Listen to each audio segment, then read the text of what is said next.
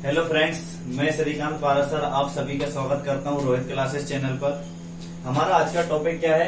Solution billion. Today's topic is solution billion. Clear हुआ? अब बात करते हैं सॉल्यूशन की। तो सॉल्यूशन जब अपन टॉपिक पढ़ रहे हैं तो इसमें दो चीज बहुत ज्यादा इंपॉर्टेंट है। पहली बिले। क्लियर? हिंदी मीडियम वाले स्टूडेंट है सबके लिए क्या बिले, और इंग्लिश में क्या बोलते हैं? सॉल्यूट। ये बात क्लियर हुई। Second is बिलायक। सेकंड क्या है? बिलायक। इंग्लिश में क्या बोलेंगे? सॉल्वेंट बोलेंगे। इतनी बात समझ में आई? अब देखो बिलियन बनता कैसे? आप कोई भी दो चीज लो, उन्हें मिक्स कर दो, सॉल्यूशन बन जाएगा, बिलियन बन जाएगा। लेकिन उसमें आप कैसे क्लासिफाई करोगे कि उसमें कौन सी चीज बिले है और कौन सी चीज बिलायक है? मतलब आप उसमें से कैसे क्लासिफाई कर सकते हो कि सॉल्यूट क्या है और सॉल्वेंट क्या है? ये बात समझ में आई? तो आप इसका एग्जाम्पल लेते हैं समझने के लिए। अपन ने एग्जाम्पल लिया, क्लियर, किसका? नमक और पानी का। नमक व पानी। क्लियर? एग्जाम्पल क्या ले रहे हैं? अपन ने एक गिलास पानी लिया और उस पानी में क्या मिला दिया? अपन ने नमक ऐड कर दिया, सॉल्ट, NaCl। इतनी बात समझ में आ गई? तो जिस चीज को मिलाया जाता है, क्लियर, जिसको मिलाया जाता है उसे क्या बोलते हैं? उसे बोलते हैं बिले। जिस चीज को बाहर से अपन ऐड कर रहे हैं या मिलाया जा रहा है तो उसे क्या बोलेंगे अपन? उसे बोलते हैं बिले। जैसे एक गिलास पानी में अपन ने क्या मिलाया है? नमक मिलाया, तो नमक क्या हुआ? नमक रहेगा अपना सॉल्यूट। ये बात क्लियर हो गई? नमक क्या रहेगा? सॉल्यूट रहेगा। क्लियर? और जिस चीज में, क्लियर, जिस चीज में मिलाया जा रहा है उसको क्या बोलते हैं? बिलायक बोलते हैं या फिर सॉल्वेंट बोलते हैं। क्या बोलते हैं? बिलायक बोलते हैं या सॉल्वेंट बोलते हैं। मतलब यहाँ पे पानी में अपन ने क्या मिलाया है? नमक ऐड करा है, तो पानी क्या होगा? बिलायक होगा। ये बात क्लियर हो गई? पानी क्या है? बिलायक हो गए या सॉल्वेंट हो गए। इतनी बात समझ में आई? अगर अपन बात करते हैं सॉल्यूशन की, तो सॉल्यूशन में दो टर्म्स इंपॉर्टेंट है। पहला सॉल्यूट और सेकंड सॉल्वेंट, मींस बिले और बिलायक। एग्जाम्पल में क्या समझा? नमक और पानी का एग्जाम्पल लिया। एक गिलास में वाटर लेते हैं, उसमें अपन ने क्या ऐड किया? नमक, सॉल्ट ऐड किया। क्लियर हुआ? अब जिसको अपन ऐड कर रहे हैं, जिस चीज को मिलाया जा रहा है उसे क्या बोलेंगे? बिले बोलेंगे। और जिसमें मिलाया जा रहा है, क्लियर, जिसको मिलाया जा रहा है और जिसमें मिलाया जा रहा है बिल्कुल माइनर सा डिफरेंस है समझने के लिए। तो ठीक है, किसको मिलाया अपन ने? नमक को मिलाया, तो क्या बोलेंगे? बिले। और किसमें मिलाया? पानी में। क्लियर? तो उसको क्या बोलेंगे? बिलायक बोलेंगे या सॉल्वेंट बोलेंगे। इतनी बात समझ में आ गई सभी को? क्लियर हुआ?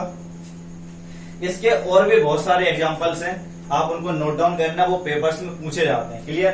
पहला एग्जांपल अपन ने डिस्कस कर लिया। सेकंड एग्जांपल आप लिखना, जैसे कि पीतल का बनना। क्लियर? पीतल का बनना। किसकी बात हो रही है? पीतल की। सभी बच्चे जानते हैं और मैंने जो प्रीवियस क्लास है उसमें बताया है कि पीतल कैसे बनता है। क्लियर? पीतल किससे मिलके बनता है? तांबा और जस्ता। क्लियर?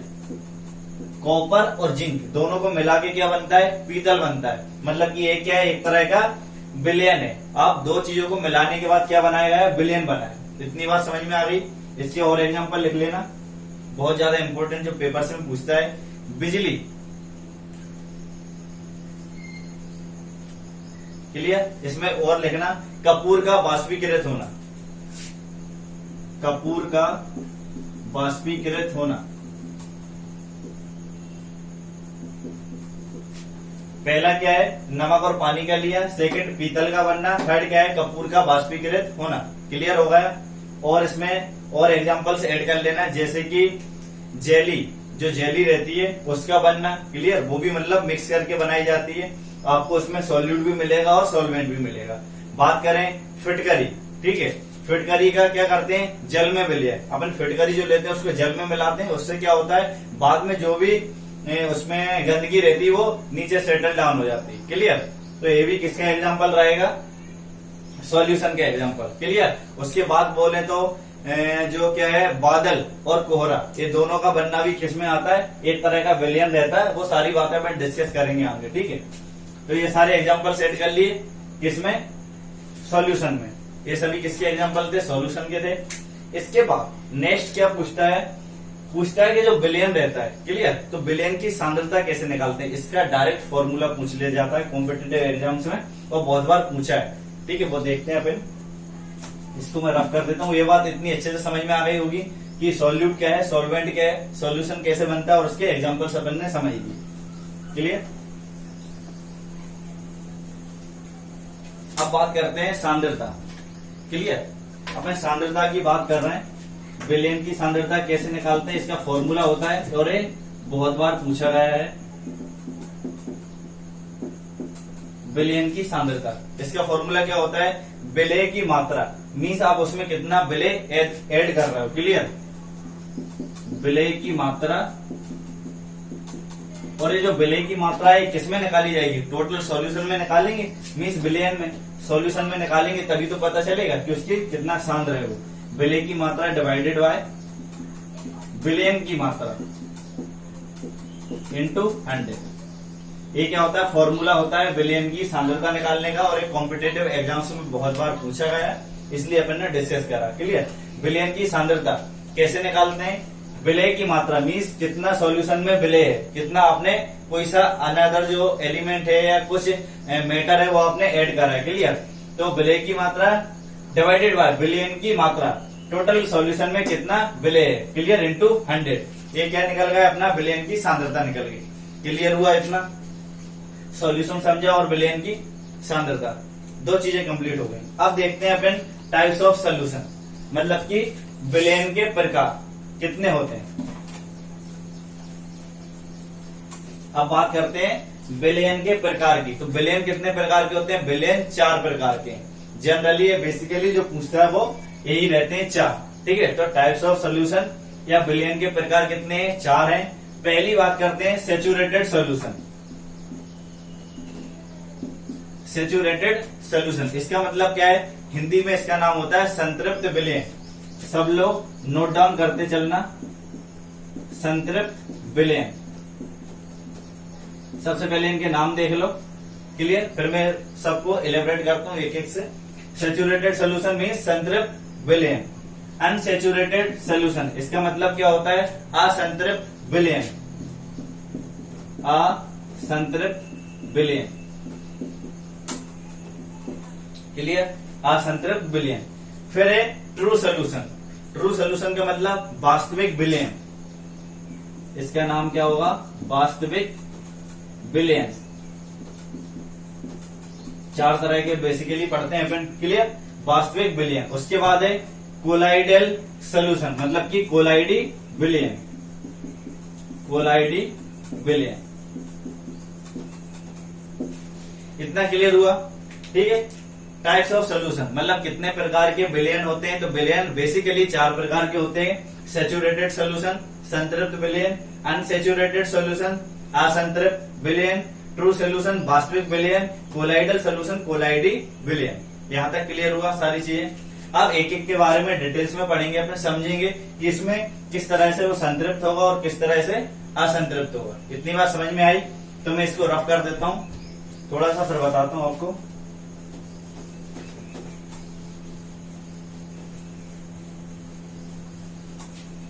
सबसे पहले अगर समझते हैं तो किसको, असंतृप्त विलयन को समझते हैं, तो आपको संतृप्त और अच्छे से समझ में आएगा। क्लियर, तो सबसे पहले बात कर रहे हैं अपन, पहला अनसैचुरेटेड समझ रहे हैं अपन। क्लियर, अनसैचुरेटेड सॉल्यूशन समझ रहे हैं, मतलब कि असंतृप्त विलयन। असंतृप्त विलयन के बारे में बात कर रहे हैं अपन। देखो, पूरा विलयन जो पढ़ेंगे उसमें 2 ही इंपॉर्टेंट है, एक विलय और एक विलायक, सॉल्यूट एंड सॉल्वेंट। इसके अलावा और कुछ भी नहीं है। अगर एक चीज क्लियर है तो आपको सारी बात समझ में आएगी। बेसिक बात करते हैं अनसैचुरेटेड सॉल्यूशन की। क्लियर, अनसैचुरेटेड सॉल्यूशन क्या बोलता है कि जब विलायक में विलय, क्लियर, घुलता रहता है तो उसको क्या बोलेंगे, असंतृप्त। मतलब कि जैसे कि आपने एग्जाम्पल से अच्छे समझ में आएगा, मैंने क्या लिया, एक गिलास पानी ले लिया। क्लियर, अब पानी में क्या करेंगे, आपने नमक डाला, पहले 1 चम्मच नमक पटक दिया। क्लियर, 2 चम्मच नमक पटक दिया, 3 चम्मच नमक पटक दिया, 4 चम्मच नमक पटक दिया। फिर भी पानी में और नमक डाल देंगे तो वो भी घुल जाएगा। फिर भी अगर अपन और उसमें ऐड करते हैं तो वो भी क्या होगा, घुल जाएगा। तो उसी को क्या बोला गया कि जब विलायक में विलय की मात्रा घुलती जाती है तो उसी को क्या बोलेंगे, असंतृप्त विलयन कहते हैं। क्या बोलेंगे, असंतृप्त विलयन। इतना समझ में आया। एक और एग्जांपल समझते हैं। जैसे कि आप खाना खाने बैठे, क्लियर, आपने 2 रोटी खा ली, फिर भी आपकी कैपेसिटी क्या है कि आप 2 रोटी और खा सकते हो, तो वो क्या है, असंतृप्त, मतलब कि आप अभी तक तृप्त नहीं हुए हो। अब बात समझ में आई, तो उसको क्या बोलेंगे, अनसेचुरेटेड सोल्यूशन या असंतृप्त विलयन बोलेंगे। इतना क्लियर होगा। अब बात करते हैं अपन सेकंड, सेचुरेटेड या संतृप्त विलयन की। सेचुरेटेड सॉल्यूशन या फिर संतृप्त विलयन की, ठीक है। सेचुरेटेड विलयन या संतृप्त विलयन की बात कर रहे हैं। आपने जैसे कि यहाँ पे वाटर लिया था 1 गिलास, आपने कितनी चीनी वो पटक दी, आपने नमक डाला था, क्लियर, 4 चम्मच नमक डाल दिए। अब आपने क्या करा, इसमें 2 चम्मच और पटक दी, 2 चम्मच नमक और पटक दिए। इसके बाद क्या हुआ कि इसमें नमक घुलना बंद हो गया। इसमें नमक घुलना क्या होगा, बंद होगा, मतलब कि अब इसके बाद इसमें और नमक नहीं घुल सकता। तो उसी को क्या बोलेंगे, संतृप्त विलयन बोलेंगे। जब विलायक में विलय घुलना बंद हो जाए उसको क्या बोला जाता है, उसको बोला जाता है संतृप्त विलयन बोलते हैं या फिर सेचुरेटेड सॉल्यूशन बोलते हैं। इतनी बात समझ में आई। सबसे पहले क्या समझा अपन ने, अनसेचुरेटेड, मतलब मीन्स जो विलायक है उसमें विलय घुलता जा रहा है, तो उसको क्या बोलेंगे, अनसेचुरेटेड, मतलब कि वो तृप्त नहीं है, इसलिए वो असंतृप्त है। और संतृप्त में क्या है, मतलब कि वो तृप्त हो चुका है, मतलब अब उसमें और कुछ ऐड नहीं हो सकता, मतलब वो क्या होगा, सेचुरेटेड विलयन होगा या सेचुरेटेड सोल्यूशन होगा या संतृप्त विलयन होगा। इतनी बात समझ में आई। अपन टाइप्स पढ़ रहे थे किसके, सोल्यूशन के, आप इसको लिख सकते हो, ठीक है। अगर अनसेचुरेटेड की बात होगी तो इसमें लिखना कि विलायक में विलय घुलता रहता है, क्लियर, और इसमें जब विलायक में विलय घुलना बंद हो जाता है तो उसको संतृप्त बोलेंगे और उसको असंतृप्त बोलेंगे। इतनी बात समझ में आ गई है। अब चलते हैं आगे।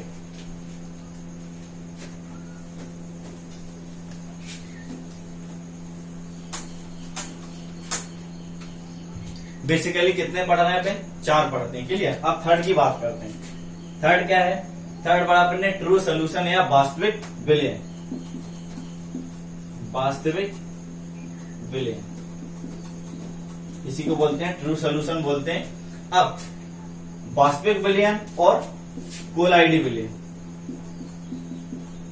कोलाइडी विलयन, इन दोनों को जो क्लासिफाई किया गया है वो अकॉर्डिंग टू पार्टिकल्स, जो पार्टिकल का साइज होता है ना, उसके अकॉर्डिंग अपन क्लासिफाई करते हैं कि ये वास्तविक सोल्यूशन है या ट्रू सोल्यूशन है। और कॉम्पिटिटिव एग्जाम्स में भी आपको जो क्वेश्चंस मिलेंगे देखने को, वो डायरेक्टली पार्टिकल साइज के हिसाब से मिलेंगे, ठीक है। वो पार्टिकल साइज लिख के देगा कि मतलब इससे वो कम है या ज्यादा है, तो आपको बताना पड़ेगा कि वो वास्तविक विलयन है या कोलाइडी विलयन है, मीन्स वो ट्रू सोल्यूशन है या कोलाइडल सोल्यूशन है। इतना बात क्लियर हुआ। तो सबसे पहले बात कर रहे हैं अपन वास्तविक विलयन की, ट्रू सोल्यूशन की।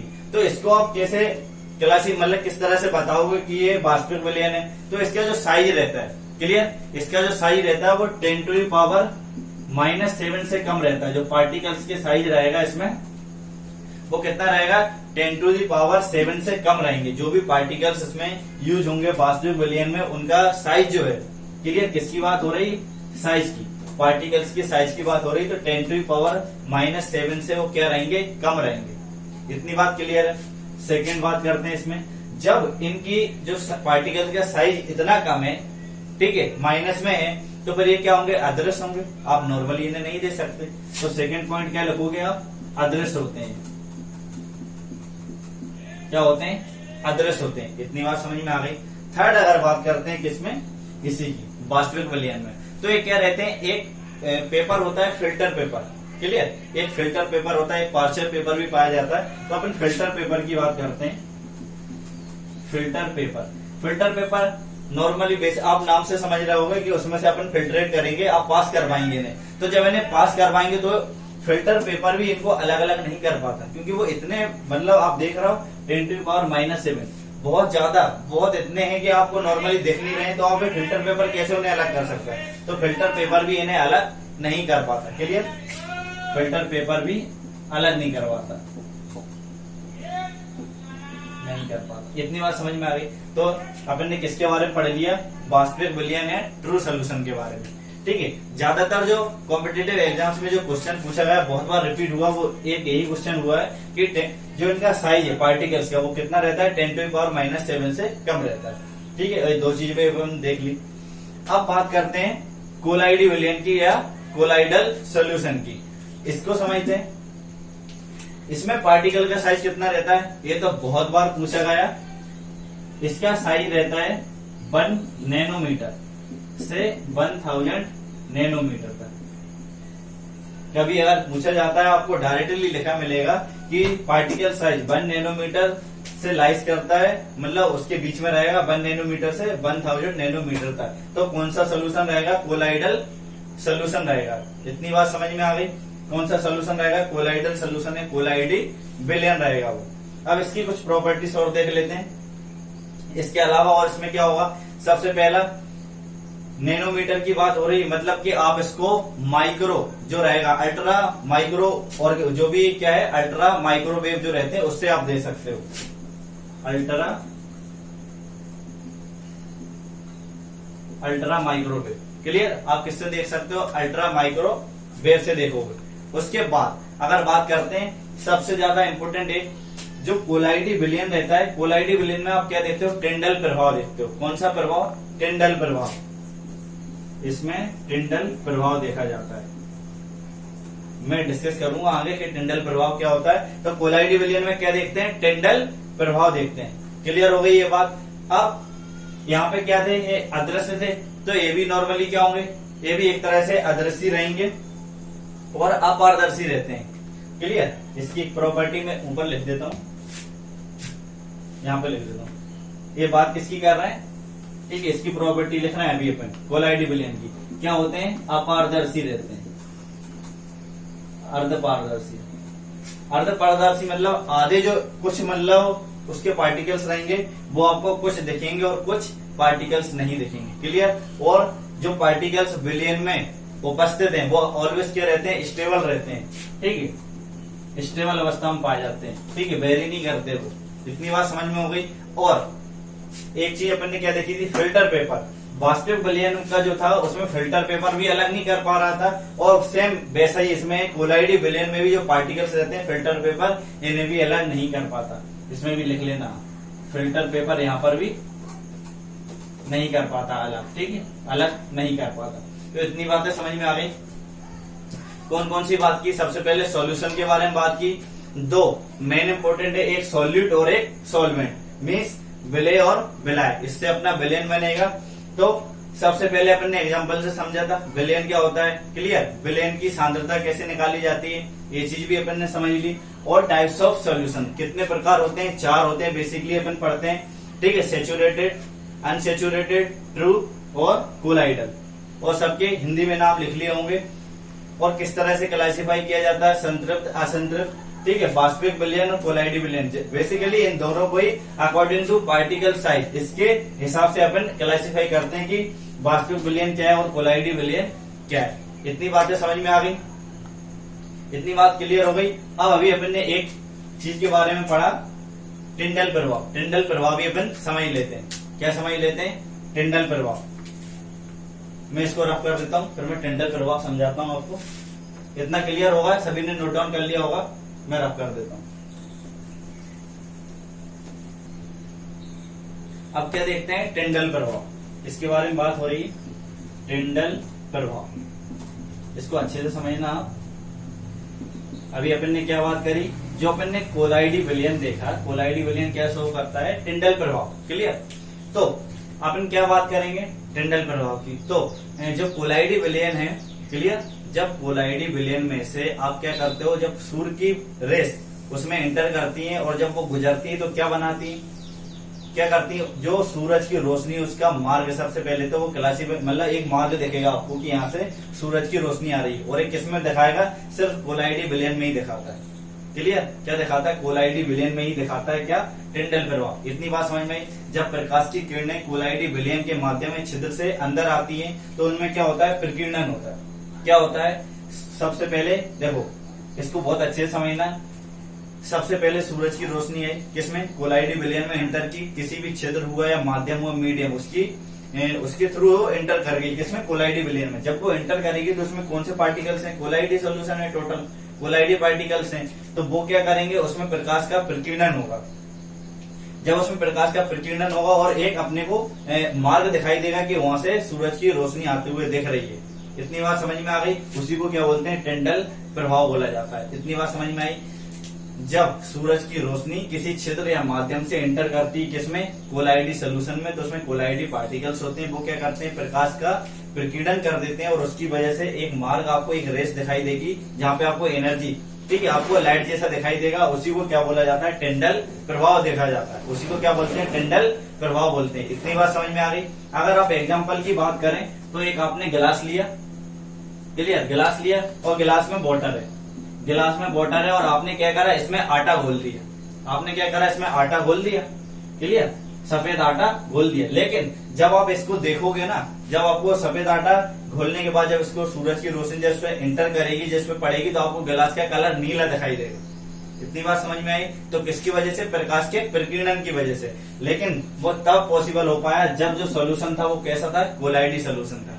इतनी बात समझ में आ गई।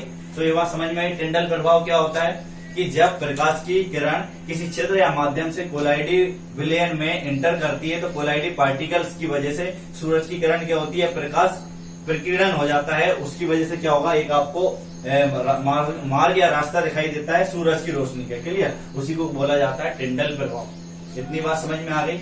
अब एक और चीज समझते हैं, निलंबन या सस्पेंशन। ये भी इंपॉर्टेंट है। इसको भी किसके हिसाब से क्लासिफाई करते हैं, according to particle size, clear. निलंबन, निलंबन को क्या बोलेंगे, सस्पेंशन, सस्पेंशन बोलेंगे। और इसको भी किस तरह से क्लासिफाई करते हैं, अकॉर्डिंग टू पार्टिकल साइज।